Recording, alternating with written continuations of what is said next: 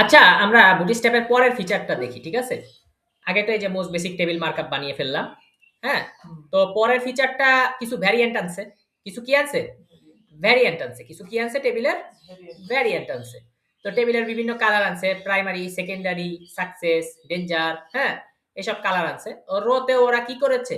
বিভিন্ন কালার আনছে। বিভিন্ন কি আনছে? কালার আনছে। বিভিন্ন কালার আনছে। তো চাইলে আপনি হচ্ছে রোতেও কালার দিতে পারেন। ঠিক আছে? আবার হচ্ছে টেবিল ডাটায়, ঠিক আছে? ডাটায়ও কি করা যাবে? কালার দেওয়া যাবে। ঠিক আছে? আমরা কি বুঝতে পারলাম? আচ্ছা। তাহলে আমরা কালারগুলো দিয়ে দেখতে পারি। ঠিক আছে? কালারগুলো কি করতে পারি? দিয়ে দেখতে পারি। তাহলে আমরা ফার্স্ট একটা কাজ করি, আমরা একটা টেবিল নিই। ঠিক আছে? Table head, table body. ঠিক আছে? তো এখন টেবিল হেডে আমাদের কি ছিল ভাই বলেন তো? টিআর, টিএইচ, তাই না? ID, sorry, ID. তারপরে আমাদের কি ছিল ভাই?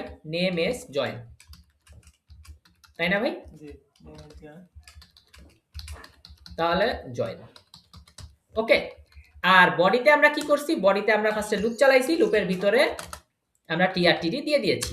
তাহলে আই ইন লোক জন, ঠিক আছে? আর ফর যেখানে, সেখানে এন্ড ফরও সেখানে লিখতে হবে, এবং ফর আর এন্ড ফরের ভিতরেই আমি জিনিসগুলা পাস করব। কি কি পাস করব? ফার্স্টে পাস করব টিআর টিডি, তাই না? টিআর দিব একবার, টিডি দিব বারবার। তাহলে আই ডট আইডি। পরেরটা কি হবে ভাই বলেন তো? I dot name. পরেরটা আই ডট এস। এগুলা কিন্তু ডবল কার্লি ব্র্যাকেটের ভিতরে, ঠিক আছে? হ্যাঁ, কনটেক্সট পাস করতে হয় ডবল কার্লিতে।